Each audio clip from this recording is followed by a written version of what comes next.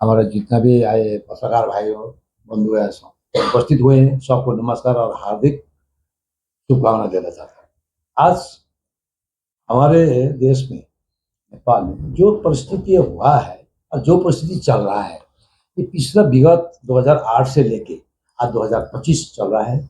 इस बीच में इस तरीके का परिस्थिति उत्पादन कर दिया गया है जो बहुत बड़ा निंदनीय है, और देश के जनता को न्याय नहीं है, और देश के युवा को प्रचलित होने का, पाव रखने का जगह नहीं है, जिसके चलते आज 19 लाख युवा देश से बाहर जाना पड़ रहा है। ये किसका चलते हुआ? ये माओइस्ट आतंकवाद सरकार के चलते हुआ। इसी तरीका से आज अंतरराष्ट्रीय यूएसए को सबसे बड़ा एक पावर शक्ति माना जाता है, जिसका राष्ट्रपति डोनाल्ड ट्रंप जी है। उन्होंने स्वयं कहा है, आप लोग अवगत होगा, हो रहा होगा और देखे भी होंगे आप लोग, और अवगत जानते भी होंगे इस बारे में, कि नेपाल का नेता जो है ठग है, और नेपाल में पार्टी नहीं है, कंपनी है। ये सबसे बड़ा मुद्दा और देश के लिए सबसे बड़ा इशू बन के उभर रहा है। उसको भी एक मद्देनजर, और दूसरा मद्देनजर आज चर्चा पे देखिए, करप्शन में हाईएस्ट करप्शन आज 100 रुपया आता है तो 95 रुपया का भ्रष्टाचार होती है। 5 रुपया जो बचता है वो एक विशेष प्रशासन में रहता है, समग्र सबका मिला के प्रशासन में रहता है। इसका मतलब इतनी बड़ी एक आरोप इनके प्रति है। और 3 नंबर में आई आज एक एमसीसी नेपाल में लाद दिया गया है। वो केवल मात्र एक विकल्प था नेपाल को ईसाई धर्म से लादने की। कम्युनिस्ट इसका समर्थन कर रहा है, माओइस्ट आतंकवाद इसका समर्थन कर रहा है, मधेसी फोरम इसका समर्थन, कांग्रेस सबसे बड़ा सेपरेट साइलेंट किलर है कांग्रेस। वो साइलेंट किलर के तहत वो पीछे से समर्थन करता है, आगे बोलता है मैं हमें हिंदू को समर्थन करते हैं। इसका मतलब कुल मिला के हिंदू के ऊपर षड्यंत्र, हिंदू के ऊपर भ्रष्टाचार, और हिंदू को ही बर्बादी और हिंदू के धर्म परिवर्तन कराने में ये लोग सब सक्षम है। और एक मुद्दा सामने में आ रहा है। आज देखिए, नेपाल में एक गांव है मुक्तिनाथ के पास, दामोदर कुंड के पास, एक 11 गांव 3 करोड़ में बेच दिया, वो चाइना को हस्तांतरण कर दिया, और जनता हुआ के चाइना की तरफ चला गया। इनको थोड़ा भी ये नहीं है, और बोलता है हम देश में विकास के लिए आए, देश में युवा के लिए आए, प्रचलित के लिए आए, देश में हम जीडीपी अर्थ के लिए आए। ये कुछ किसी के लिए आए। इनके पास 4 तंत्र है। एक तंत्र लूट तंत्र, दूसरा तंत्र हत्या तंत्र, तीसरा बलात्कार तंत्र, और चौथा देश को खत्म करने का तंत्र। और नेपाल को नाम, और सबसे बड़ी मुद्दा है नेपाल एक सांस्कृतिक नाम है, उसको मिटाकर यूरोपियन डिजाइन नाम ऑलरेडी तय करके लोग लाया गया है, और उसका तय करने वाला रवि लामछाने है। सबसे बड़ा आतंकवाद, सबसे बड़ा बदारबाज, सबसे बड़ा ठग अंतरराष्ट्रीय। अमेरिका को ठग के यहाँ आ सकता है तो नेपाल को बेचने में तो उसको 2 मिनट नहीं लगेगा। और जहां आज एक न्यायालय है, सर्वोच्च न्यायालय का उसमें सुनाई हो रहा है, उसको धमकी दे रहा है कि तुम अगर मेरा पक्ष में नहीं करा तेरा हत्या किया जाएगा। यही रवि लामछाने का अगुवाई में ये सब हो रहा है राष्ट्रीय परिषद में। इसलिए इसका चलते आज पुनः जनता तरस रही है नेपाल को राष्ट्र घोषित करे। 1 नंबर। 2 नंबर, राष्ट्रपति का अगुवाई में राष्ट्रपति पुनः स्थापना हो देश में। और तीसरा, हिंदू राष्ट्र के जरिए शांति का माहौल बने, और जितना यहाँ में बाकी धर्मियों में कहां से आया पता नहीं, आतंकवाद कहां से आया पता नहीं, और इनके छानबीन हो। इस मुद्दा में हम बात करने जा रहे हैं, और इस मुद्दा को हम अंतर्राष्ट्रीय लेवल में हम ले चुके हैं, ऑलरेडी ले चुके हैं हमने यूएनओ में। अभी इसका भी चर्चा होगी, आज नहीं काल होगी। इसमें हम आप लोग का सहयोग और आप लोग का समर्थन और आप लोग का अपेक्षा मैं करता हूं कि आगे आइए, हमें पुनः हिंदू राष्ट्र बनने में अभी जनता सड़क में है। और जब हिंदू राष्ट्र होगा, 1 करोड़ युवा वहां में नौकरी लगाने का 45 डेज का हमारा टारगेट है। 45 दिन में हम 1 करोड़ का युवा करेंगे। भंसार जो अभी 450% भंसार लेके जनता को बर्बाद कर रहे हैं, उनको जीरो करेंगे। और उसका देश में जीडीपी नहीं होगा तो हम कुछ नहीं कर सकते। जीडीपी की का भी हमारा बहुत बड़ा सोर्सेस है, उसको भी हम आगे बढ़ाएंगे। इसका और एजुकेशन, टेक्नोलॉजी, इंफॉर्मेशन, कम्युनिकेशन और स्किल, ये बहुत बड़ा मुद्दा है। इसको हम इम्प्लीमेंट करते ही देश में सब कुछ हमारा लेवल में आ जाएगा और विकास का रफ्तार पकड़ेगा और युवा को बाहर जाने की जरूरत नहीं पड़ेगा और देश में अर्थ का भी समस्या नहीं रहेगा और एजुकेशन में आगे टेक्नोलॉजी अपग्रेड होगा। तो इसमें हम काम करने की जरूरत है।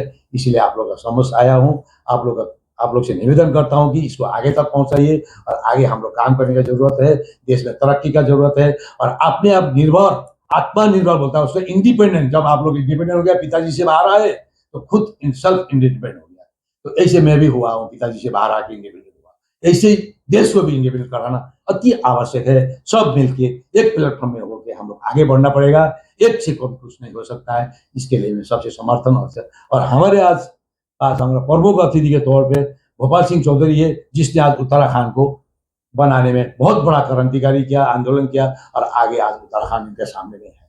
और अभी ये अन्ना हजारे के साथ कोर कमेटी में बहुत नजदीक से हैं और इन एडिशन आज किसान आंदोलन में भी ये किसान का मुद्दा लेके भी आगे बढ़ रहे हैं और इन्हीं को करने के लिए मैं उनको इनको निवेदन करता हूँ। आगे बोलिए, आप हमको नेपाल को पुनः हिंदू राष्ट्र करने में कैसा आप मदद कर सकते हैं, कैसा हमको उत्तराखंड से सपोर्ट हो सकते हैं, इसको भी हमारे पर जानना आवश्यक था। हमारे इस देश में हमारे नेपाली मूल के हमारे इंजीनियर विष्णु प्रसाद बराल जी ने एक भारत में बहुत अच्छी एक पहल की है कि नेपाल को बचाना होगा, क्योंकि जब से नेपाल में सत्तासीन हुई है तब से आप लोग देख रहे हैं कि नेपाल पूरे विश्व में एक आतंकवादियों का गढ़ बन चुका है और अन्य देश के लोग नेपाल में शरण लेकर और नेपाल के रास्ते इस हिंदुस्तान को भी खत्म करना चाहते हैं। और उसके लिए नेपाल को ही नहीं, भारत को बचाने के लिए भी, इंडिया को भी बचाने के लिए हमारे भाई विष्णु प्रसाद बराल जी ने बहुत अच्छी पहल की है। और मैं समझता हूं कि मीडिया के माध्यम से, आप लोगों के माध्यम से हमारे देश के प्रधानमंत्री जी तक ये बात पहुंचनी चाहिए कि नेपाल में जिस प्रकार से आतंकवादी आ रहे हैं और जिस प्रकार से आप देखो, हर टेलीविजन के अंदर देखो, समाचारों में देखो, पूरी जनता नेपाल में आज सड़कों पर है। उस तानाशाही को जो इस समय टेररिज्म की जो सरकार है, जो वहां पे कम्युनिस्ट माओवादी इस प्रकार के लोगों ने एक सरकार बनाई, इस सरकार को उखाड़ने के लिए जिस प्रकार से पूरे देश की जनता, नेपाल की जनता उनके साथ है, तो इसी प्रकार हिंदुस्तान के, हमारे देश के, भारत के लोगों को भी विष्णु प्रसाद जैसे लोगों का साथ देना चाहिए। और मैं हमारे जो विश्व के जगत गुरु शंकराचार्य है, स्वामी अभिमुक्तेश्वरानंद सरस्वती जी महाराज, मैं उनसे निवेदन करूंगा कि वही इस आवाज को भी उठा सकते हैं, वही हमारे सनातन धर्म को बचा सकते हैं। स्वामी अभिमुक्तेश्वरानंद जी से हम आज, मेरी चर्चा हो भी रही थी विष्णु प्रसाद बराल जी से, कि हम उनके पास जाएंगे और उनको कहेंगे कि आप हमारे साथ में नेपाल चलिए, हिंदुत्व को बचाना है, हमें सनातन धर्म को बचाना है, हमें भारत ही नहीं, हमारा जो पड़ोसी हमारा भाई है नेपाल, हमने उस देश को भी बचाना है। आपको मीडिया के माध्यम से, आप लोगों के माध्यम से मैं इस बात को यहाँ पर रखूंगा, क्योंकि मैं भी एक अभिमुक्तेश्वरानंद जी के साथ में जो उन्होंने परम धर्म संसद बनाई है उसमें एक सदस्य भी हूँ। और अन्ना हजारे की जो एक कोर कमेटी बनाई है 11 लोगों की पूरे भारत में, उसमें से मैं भी आप लोगों की युवा से एक सदस्य उस टीम का हूँ। जो गैर राजनीतिक लोग हैं, हम चुनाव नहीं लड़ते, सामाजिक लोग हैं। विष्णु प्रसाद जी भी एक सामाजिक व्यक्ति है और समाज के लिए हमेशा लड़ते रहे, इसलिए हम विष्णु प्रसाद जी का साथ देंगे इस मुहिम के अंदर। और पूरे देश की जनता, पूरे भारत की जनता विष्णु प्रसाद जी के साथ खड़ी है। स्वामी अभिमुक्तेश्वरानंद जी को लेके अति शीघ्र हम लोग नेपाल जाएंगे और वहां पर उसको पुनः फिर से नेपाल को हिंदू राष्ट्र बनाने के लिए हम लोग पूरा प्रयास करेंगे। धन्यवाद।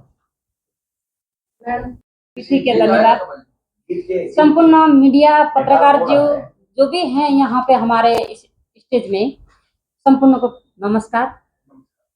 सर्वप्रथम तो डॉक्टर इंजीनियर विष्णु प्रसाद बराल जी, अंतर्राष्ट्रीय हमारा हिंदू नेतृत्व अध्यक्ष जी, वहाँ को हृदय से नमन।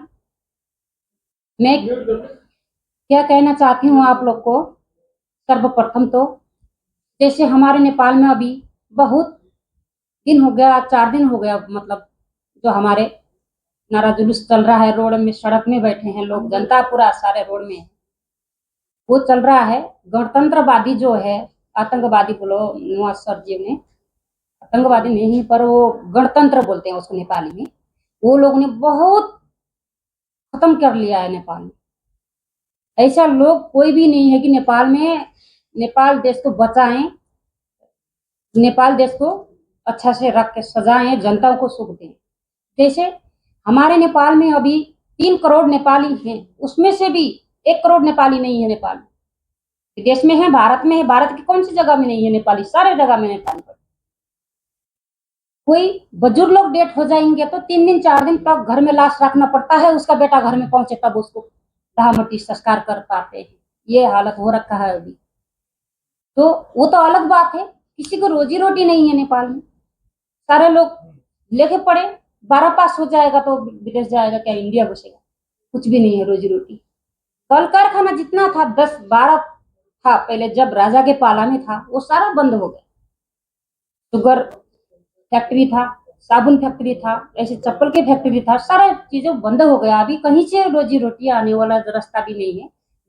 जो भी है थोड़ा सा, जैसे जनताओं के भंसार कट गया, कुछ भी कट गया, कहीं से आ जाएगा तो नेता के मुंह में जाएगा, कहीं जनता के पास लगानी नहीं लगेगा देश। ये हो रखा है। गणतंत्र को आउट करके जैसे भी नारा जुलूस लेके जनता सारे रोड में आए हैं, हिंदू राष्ट्र सहित का हमें राजा चाहिए मेन। अभी कोई कुछ भी नहीं चाहिए, कोई नेता को रखना भी नहीं है। जैसे ये नारा जुलूस से निकलेंगे ठीक है, नेता लोग नहीं निकलेंगे तो क्या करना पड़ेगा लास्ट में, आप लोग को भी बताती हूँ मैं।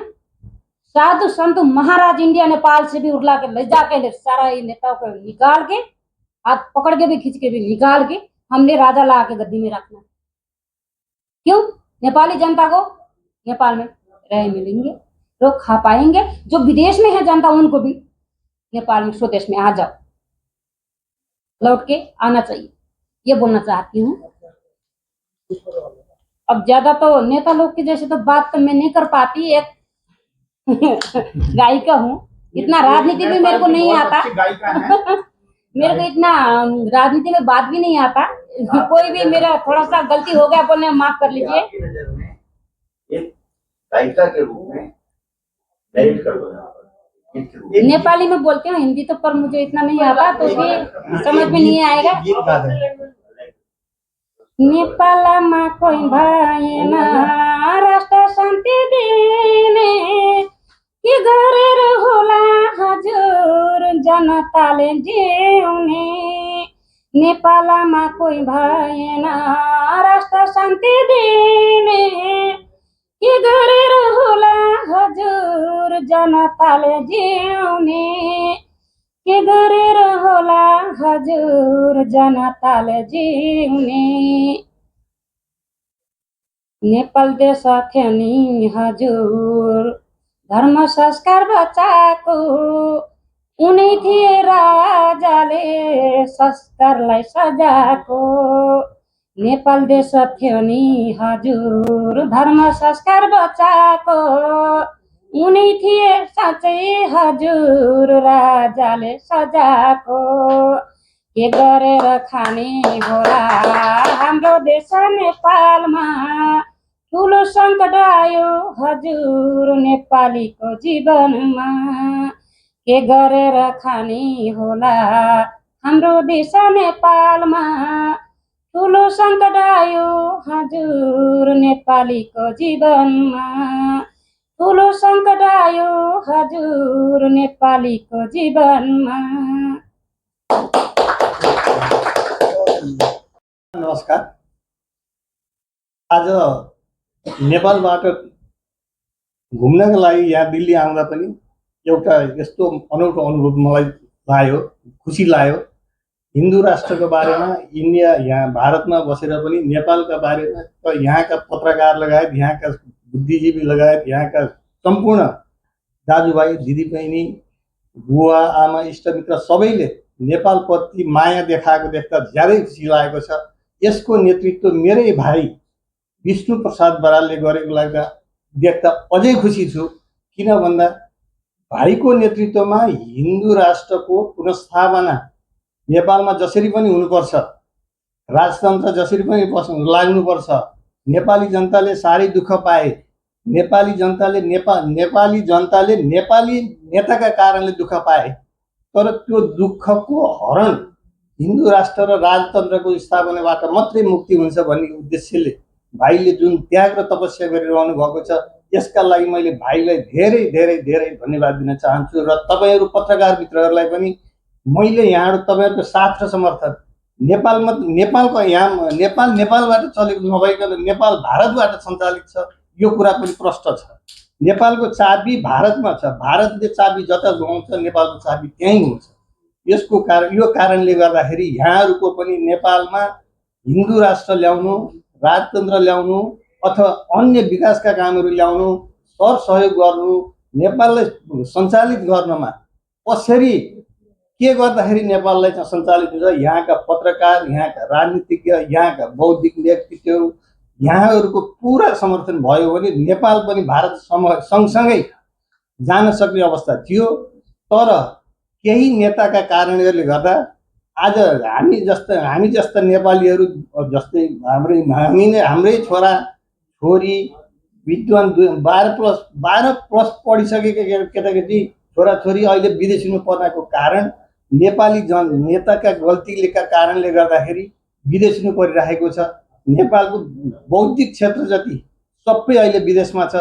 नेपालको बौद्धिक क्षेत्र, नेपालको श्रम, नेपालको बुद्धि तागत जति अहिले विदेशिनु परेको छ। कारण नेपाली नेताका कारणले गर्दाखेरि, किनकि तिनलाई संरक्षण दिन सकेको छैन नेताहरूले। त्यो कारणले गर्दाखेरि आज हामी जस्ता अब हाम्रो त एकछिन घरमा बसेर आनन्द लिने बेलाको मान्छेले नेपाललाई के हुने हो त, अब त्रास के हुने हो भन्ने खालको सोचाइ परिरहेको कारणले गर्दाखेरि आज जुन मलाई यो ठुलो मौका मिल्यो, यसका लागि यहाँहरूप्रति र भाइप्रति आभार व्यक्त गर्दै मेरो 2 शब्द यहीँ राख्छु। धन्यवाद।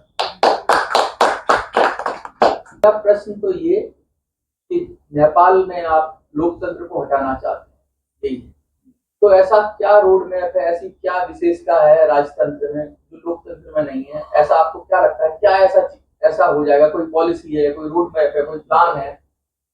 कुछ तो होगा राजतंत्र में ऐसा जो लोकतंत्र में नहीं मिल रहा, वही पूछना चाहता हूँ। धन्यवाद, आपने बहुत अच्छा प्रश्न किया है, उसके लिए मैं आपको बहुत बहुत धन्यवाद देना चाहता हूँ। और क्या है, जो राजतंत्र में हो लोकतंत्र में वही ही सकता है, क्योंकि नेपाल एक देवी देवता का जन्म स्थल है। नेपाल एक देवी देवता का तपोभूमि है, ऋषि मुनि का तपोभूमि है, जहाँ विष्णु भगवान का देश है, जहाँ शालिग्राम का देश है। हर घर में तुलसी और शालिग्राम पूजा जाता है। तो उस देश में लोकतंत्र नहीं चल सकता। लोकतंत्र जो है बाहर से विदेशी आके उसको प्लेटफॉर्म बना रहा है, वहाँ फुटबॉल खेलने का मैदान बना रहा है। वो मैदान में कौन आ रहे हैं? क्रिश्चियन आ रहे हैं, ईसाई आ रहे हैं, मुस्लिम आ रहे हैं, सारे धर्मावलंबी आ रहे हैं। उससे उसमें वहाँ नहीं चलता है, क्योंकि नेपाल एक देव भूमि है, देवी देवता ही समा सकता है। सवाल दूसरा इसी से जुड़ा हुआ आ गया कि ये धार्मिक देश है, आपने जैसा कहा कि हर घर में धार्मिक लोग पूजा पाठ करते हैं, तो उनको नास्तिक लोग आप कह लो या दूसरे धर्म के लोग आ रहे हैं, तो उससे मतलब उनका प्रचार हो रहा है, आप ये कहना चाह रहे हो? हाँ, बिल्कुल। तो इससे राजतंत्र का क्या लेना देना? ये तो धार्मिक देश की हिंदू देश बना लेते हो, तो राजा की क्या जरूरत है? हिंदू देश बना लीजिए और लोकतंत्र चलाते रहिए, क्या दिक्कत है? या फिर उनको रोकना ही है? आपको उनको रोकना ही है? धर्म शक्ति है। एक मिनट सर, ऐसा है नेपाल में जो हिंदू जितना आज जो पीठ है, शंकराचार्य का पीठ है, महामंडलेश्वर है, महंत है, जितने भी है देश में, विश्व में, उसका जो साम्राज्य है, जो सुपर पावर किंग है, वो नेपाली साम्राज्य राजा होता है। इसलिए उनके अंदर में कभी भी गलतियां नहीं हो सकता है, और धर्म परिवर्तन नहीं हो सकता है, गौ हत्या नहीं हो सकता है, अजराता नहीं फैला सकता है। जहां उद्योग है उसको बंद नहीं हो सकता है और वहां में शांति का माहौल हो सकता है। और जहां भी विदेशी हस्तक्षेप है वो विदेश का हस्तक्षेप नहीं होता है, एक्सेप्ट भारत। क्योंकि भारत के साथ हमारा ये रिश्ता है, भारत हस्तक्षेप कर सकता है। क्यों कर सकता है? क्योंकि रोटी बेटी ससुर दामाद का ये रिश्ता तो संविधान, कई बार नेपाल का संविधान जहाँ तक मुझे पता है बदला गया है, हम्म। तो ये तो सिर्फ संविधान बदल के भी हो सकती है। ये सारी चीजें जैसे गाय रक्षा है, बहुत सारी चीजें हैं, कानून बना के की जा सकती है। राजा ही क्यों चाहिए? मतलब ये संविधान ये लोग बदलने से क्या है? वहां में देखिए ईगो है सबका। अच्छा, माओवादी बोलता मैं ही बड़ा हूँ, केपी ओली बोलता मैं ही बड़ा हूँ। अब देखिए एक इतिहास देखिए, 6 महीना तुम 6 महीना ये बांटा जाता है कुर्सी। आप लोग का इतिहास गवाह है, मेरा गवाह नहीं है, मैं गवाह नहीं हूँ। मैं बोल रहा हूँ, मैं ये आप लोग को बता रहा हूँ, इतिहास को दर्शा रहा हूँ कि 6 महीना तुम 6 महीना में, 3 साल तुम 2 साल में, इस तरीका का इन लोग का बांटा जाता है, भाग भंडा का किया जाता है। तो लोकतंत्र में कहाँ लिखा है भाग भंडा करने का? नंबर 1 मेरा प्रश्न। नंबर 2 प्रश्न ये है, लोकतंत्र जो है, लोकतंत्र का मतलब है जनता का पावर, जनता का साथ होना चाहिए। क्योंकि जनता को तुम लोग पूछता ही नहीं और सांसद को भी नहीं पूछता है। आप पार्टी से, कौन पार्टी से आप हेड ऑफ प्रेसिडेंट है, आप 4 आदमी बैठेंगे, 4 पार्टी है तो 4 आदमी बैठेंगे, दरवाजा बंद करेंगे, हिसाब किताब करेंगे, खत्म। और चुप, मैं व्हिप जारी कर रहा हूँ, तेरे को बाहर कर रहा हूँ। तो इस तरीका का नेपाल में चलता है। तो इसलिए ईगो प्रॉब्लम है, ईगो प्रॉब्लम है। अपने आप को मैं ही हूँ, मेरा अलावा कोई नहीं है, ये होते हुए इसलिए इसका समस्या का बदलाव से नेपाल में लोकतंत्र नहीं चल सकता है। ये आप सूचित हो जाइए। एक और सवाल पूछ सकता हूँ? बिल्कुल। लोकतंत्र के अंदर तो जनता ही वोट करती है। हाँ। जनता वोट करती है तो जनता ही उनको चुनती होगी। हाँ बिल्कुल, तो करेक्ट। ऐसा क्या है कि वो कैसे जीत के आ रहे हैं? और क्या ऐसा तो नहीं है वोट बढ़ जाता है, कई पार्टियां हो छोटी छोटी और फिर सब मिलकर साझे की सरकार में दिक्कत क्या है? अगर अच्छा कर रहे हैं तो भाई सबकी भागीदारी होनी चाहिए इसमें, सबका साथ सबका विकास वाली बात हो गई ना। हाँ बिल्कुल। तो उसमें भारत में वोट बढ़ जाता है, लोकतंत्र भारत में सबसे बड़ा लोकतंत्र देश भारत है विश्व में। लेकिन नेपाल में क्या होता है? वोट नहीं बढ़ता है, बंदूक यहाँ लगाया जाता है, बंदूक लगाया जाता है और उसको बोला जाता है वोट नहीं डालेगा तेरे को हत्या किया जाता है। तो वो हत्या में जाएगा ना वोट डालेगा, तो बाध्य के लिए तो मुझे वोट देना पड़ेगा, दे दो भाई मेरा एक वोट देकर मैं बात कहने का मतलब है वोट की लूट हो जाती है। ये बिल्कुल हत्या होती है। अगर वोट नहीं डालोगे तो हत्या आपका चाहिए। तो ये बंदूक कौन के लोग तौर हैं? पर कितने परसेंट हैं ये लोग जो कर रहे हैं? ये माओवादी है, केपी ओली है, देवबा है, कांग्रेस भी है। पीछे से बोलता है हम कांग्रेसी है, हम नॉर्मल है, भीतर से ये है। वो लोग सब लोकतंत्र में जितना भी बना हुआ है नाई के, वो लोग सब। अगर राजतंत्र होगा तो कैसे ये सब बंद हो जाएगा? ये वोटिंग बंद हो जाएगी क्या? नहीं, ये बिल्कुल बंद है। यहाँ में तो नेपाल में 4 नेता 5 नेता को आप बंद कर दीजिए, सब खत्म। अच्छा, प्रचंड को बंद करिए, सारे खत्म। बाबूराम को बंद करिए, सारे खत्म।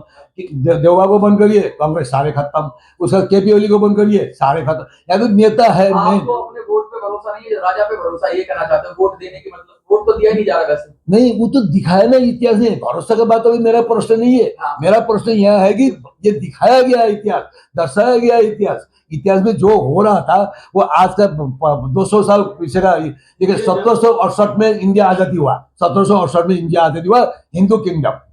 आप देख लीजिए, जब आजादी हुआ, भारत तो 1947 में हुआ, 1768 में नेपाल हुआ एज ए किंगडम डायनेस्टी के साथ। उसके बाद में आज 2008 में लोकतंत्र आया। तो लोकतंत्र आए 15 साल में 45 प्रधानमंत्री बना। और कौन बना? हाँ, ये स्थिरता तो नहीं है ऐसा नेपाल नहीं, में। और और कौन पहले बना? 6 आदमी का अंदर, 7 आदमी नहीं बना, 6 आदमी 45 साल तक राज करते रहा और पढ़ा लिखा में 0। आप बोले व्हाट इज योर नेम, बोले हम तो अभी चाय पीने जा कहना रहे हैं। चाहते हो कि लोकतंत्र का सिस्टम जो पूरी दुनिया में चल रहा है नेपाल में फेल हो गया, नेपाल के लिए नहीं है, वो पूरी दुनिया में चले चले, नेपाल में नहीं चल सकता। एकदम correct, yes, very correct. I accepted, I accept you. नहीं चल सकता नेपाल में, क्योंकि देवी देवता का जन्म स्थल है। सब दुर्गा देवी बोलता मैं सबसे पावरफुल हूँ, हनुमान बोलता सबसे मैं पावरफुल हूँ, लड़ाई हो जाएगी। और लड़ाई हो जाएगी। इसलिए सबको मिला के हाँ, देवी देवता में देखिए सब भगवान बोलता है मैं पावरफुल हूँ, मैं पावरफुल, मेरा पूजा करो, मेरा। और कोई वहां हो रहा है, इसलिए वहां नहीं चलेगा, नहीं चलेगा। ये है एकदम क्लियर, सूचित हो जाइए।